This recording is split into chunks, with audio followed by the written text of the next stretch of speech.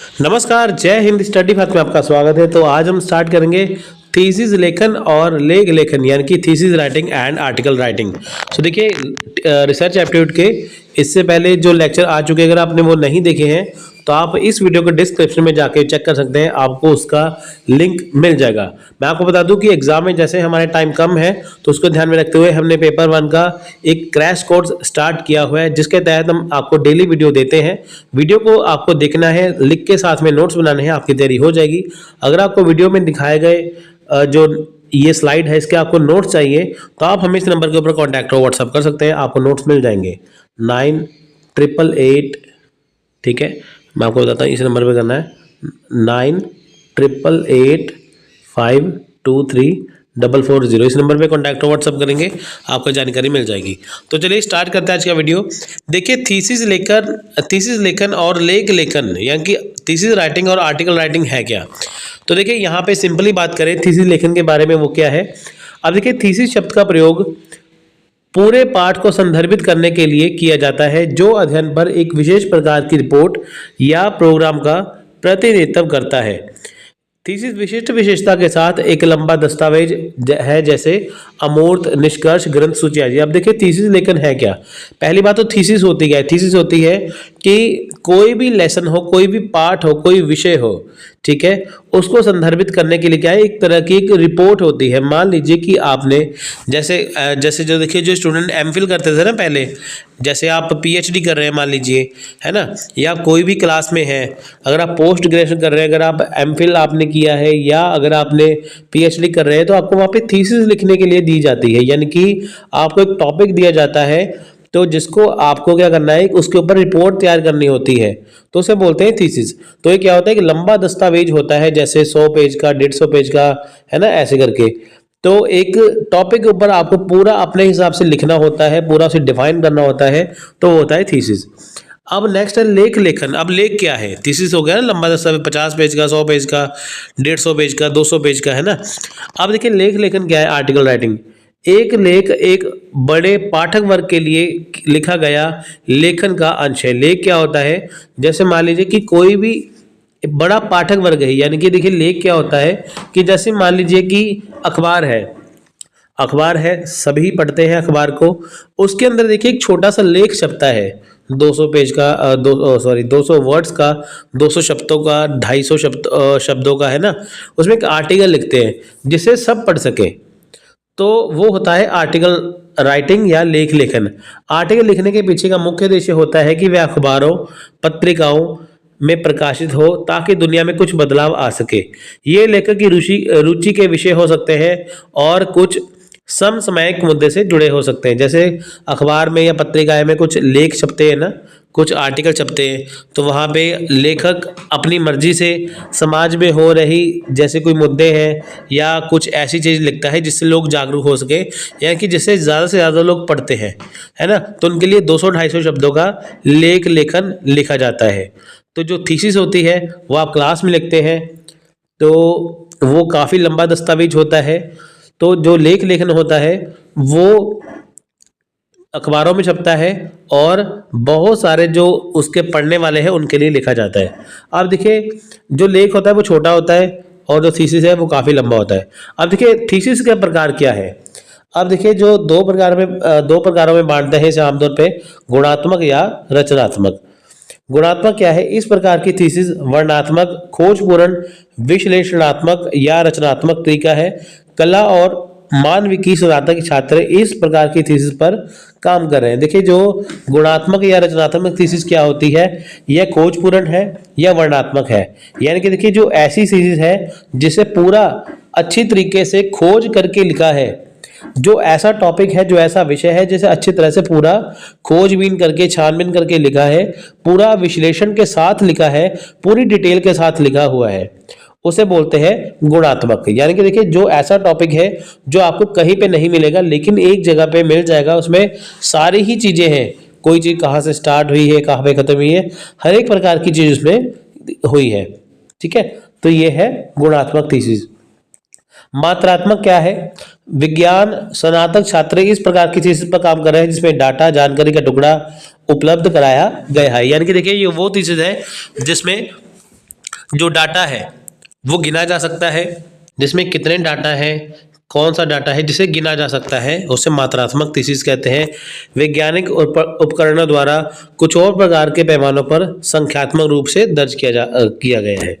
अब देखिए ये तो होगा गुणात्मक या मात्रात्मक। मात्रात्मक में हम गिन सकते हैं, गुणात्मक में उसमें गुण देखे जाते हैं कि उसमें क्या विशेषताएं हैं बाकी चीज़ों से, है ना। ये नेक्स्ट है फुट नोट या समाप्ति नोट। आप देखेंगे कोई भी बुक पढ़ते हैं तो हर एक पेज के नीचे कई बार क्या होता है, ऐसी एक लाइन लिखी होती है ना, उसे बोलते हैं फुट नोट। तो फुट नोट क्या है? फुट नोट पुस्तक या पांडुलिपि के पृष्ठ के नीचे जो पाठ के संदर्भ निर्दिष्ट भाग पर टिप्पणी करता है या उद्धृत करता है। फुट नोट या एडिंग नोट में इस्तेमाल किए जाने में कुछ विशेष शब्द, यानी कि देखिए जो पेज होते हैं उसके एंड में नीचे कुछ लिखा होता है, उससे बोलते हैं फुट नोट, जो कि विशेष शब्द होते हैं जो पाठ को संदर्भित करते हैं। तो ये चीज़ें देखिए एग्जाम में आती हैं, इसलिए मैंने आपको ये बताई है। नेक्स्ट है शोध में नैतिकता। देखिए नैतिकता जिसे बोलते हैं रिसर्च एथिक्स। तो एथिक्स हो गया, नैतिकता होगा। इसका मतलब क्या होता है? नैतिक होता है, एथिक्स होता है कोई काम अच्छा या बुरा, जो चीज़ अच्छी या बुरी है उसमें गुण या अवगुण होते हैं, है ना, वो है नैतिकता। अब देखिए शोध की मौलिकता सदैव संदेह से परे होनी चाहिए। शोधार्थी के लिए शोध में नैतिकता है और सत्य के लिए प्रतिनिष्ठा आवश्यक तत्व है। किसी दूसरे की भाषा विचार उपाय शैली आदि का अधिकांश नकल करते हुए अपने मौलिक कृति के रूप में प्रकाशन करना साहित्यिक चोरी है। देखिए शोध में नैतिकता क्या है? इसका मतलब ये होता है कि जो भी आप रिसर्च करते हैं, जो भी शोध करते हैं, वो आपकी अपनी होनी चाहिए, वो किसी की नहीं होनी चाहिए। यानी कि देखिए अगर मान लीजिए आपने शोध करने की सोची, अगर आप शोध कर रहे हैं तो आप किसी की भाषा, यानी कि देखिए आप मार्केट में देखिए आप यूजीसी नेट की बुक्स देखेंगे या कोई भी बुक देखेंगे, चाहे टॉपिक एक हो लेकिन उसमें विभिन्न प्रकार की किताबें पाई जाती है जो अलग अलग राइटर के, लेकिन सबकी लैंग्वेज अलग है। ऐसा नहीं है कि देखिए कि उनकी भाषा एक जैसी हो। अब देखिए जैसे अगर आपने मान लीजिए कि कोई टॉपिक के ऊपर, जैसे मान लीजिए यही टॉपिक है पेपर 1 का, अगर आप कोई भी टॉपिक देखेंगे ना, हमारी उसमें देखिए लैंग्वेज अलग है, बाकी की अलग है, समझाने का तरीका अलग है। अगर मान लीजिए कि आपने कोई रिसर्च करनी है, अगर आपने शोध करनी है, तो आप सेम किसी का डाटा सेम वैसे ही भाषा लाइन टू लाइन चीजें लिखी हो, है ना, विचार वैसे लिखे हो, उपाय वैसे लिखे हो, सब कुछ सेम हो, तो उसे क्या है, इससे माना जाता है कि आपने वहां से चोरी की है, वो आपका अपना नहीं है। क्योंकि देखिए आपके बात करने का ढंग अलग होगा, सोचने का ढंग अलग होगा, दूसरे का अलग होगा, लेकिन अगर वो सेम टू सेम होगा, इससे माना जाएगा कि ये कॉपी किया गया है। अगर आप ये देखेंगे, ये जो चीजें हैं ना, अगर आप इस टॉपिक को भी कहीं पे सर्च करेंगे ना, तो आपको टॉपिक तो मिलेगा लेकिन इसकी जो भाषा है वो अलग होगी, लाइन टू लाइन वो सेम नहीं होगी। तो देखिए शोध संबंधी आंकड़ों का संग्रहण, उपयोग एवं उनकी व्याख्या। अब देखिए जो शोध संबंधी आंकड़े हैं उनका संग्रहण कैसे करना है, उपाय और उनकी जो व्याख्या है वो अच्छी होनी चाहिए, ऐसी होनी चाहिए कि जो आपकी अपनी है। शोध परियोजनाओं की रिपोर्टिंग एवं समीक्षा करने की विधियां। अब देखिए शोध नैतिकता में जो परियोजना की रिपोर्टिंग है, समीक्षा करने की विधियां हैं, वो भी देखी जाती है कि आपने जो शोध की है वो किस प्रकार से आप उनकी रिपोर्टिंग कर रहे हैं, अच्छी कर रहे हैं, बुरी कर रहे हैं, ये किस प्रकार से आप उनकी समीक्षा कर रहे हैं। शोध करने वाले सभी शोधकर्ताओं का आपसी संबंध एवं उनके बीच समन्वय। आप देखिए शोध करने वाले जो शोध करता है, मान लीजिए एक टीम में 5 जाने हैं, 2 जाने हैं, 10 जाने हैं, सभी एक ही विषय के ऊपर शोध कर रहे हैं, तो सभी शोधकर्ताओं का आपसी संबंध कैसा है, उनके बीच में तालमेल कैसा है, समन्वय कैसा है। अगर तालमेल अच्छा होगा रिसर्च अच्छी होगी, अगर तालमेल अच्छा नहीं होगा रिसर्च अच्छी नहीं होगी।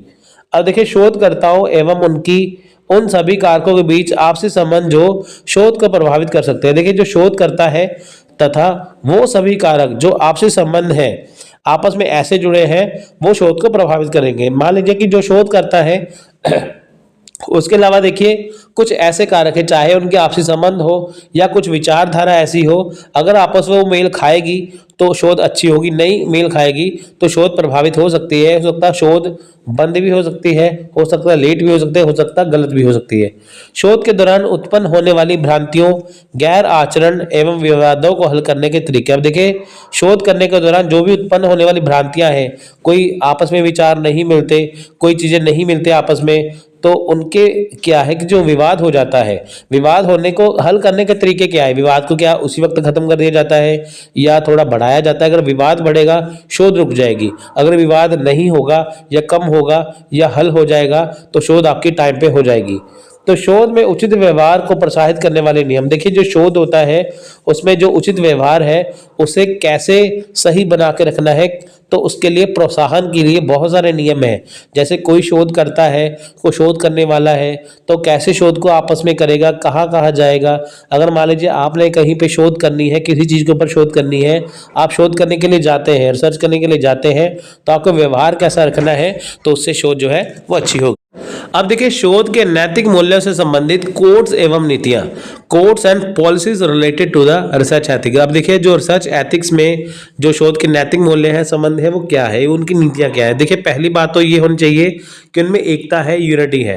यानी जो शोध का जो नैतिक मूल्य है उसमें देखिए एकता होनी चाहिए, यानी कि देखिए अगर आप में एकता है तो ही आप शोध कर पाएंगे।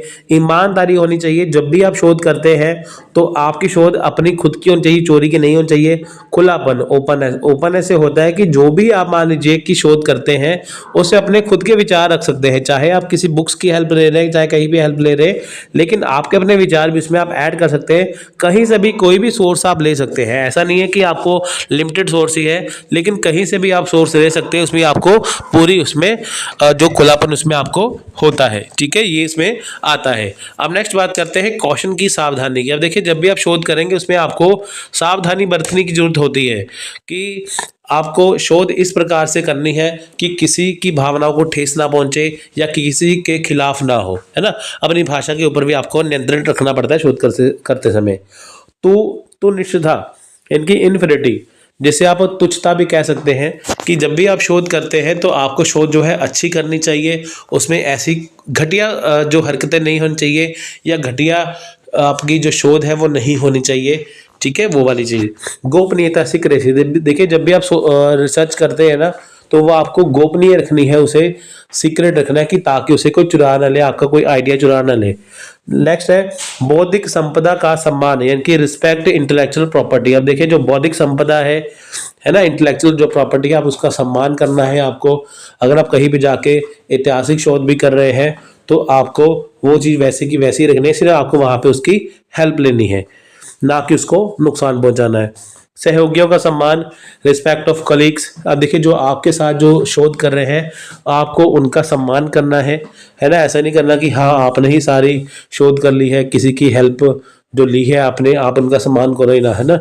जिसने भी आपकी चाहे थोड़ी बहुत भी हेल्प की होगी ना शोध करते समय, आपको उनकी क्या है, आपको उनका सम्मान करना है। उत्तरदायी प्रकाशन, रिस्पॉन्सिबल पब्लिकेशन।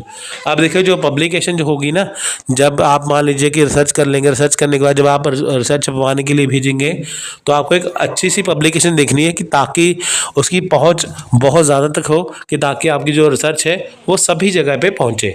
उसके बाद देखिए उचित परामर्श देना, गिव प्रॉपर काउंसलिंग। अब देखिए आपको प्रॉपर काउंसलिंग करनी है, परामर्श अच्छे से उचित देना है आपको, कि ताकि जो आपकी जो शोध है, जो आपका अनुसंधान है, रिसर्च है, वो उचित लग सके सभी को, कि आपने जो शोध की है वो क्यों की है, क्यों महत्वपूर्ण थी, वो आपको समझाना है।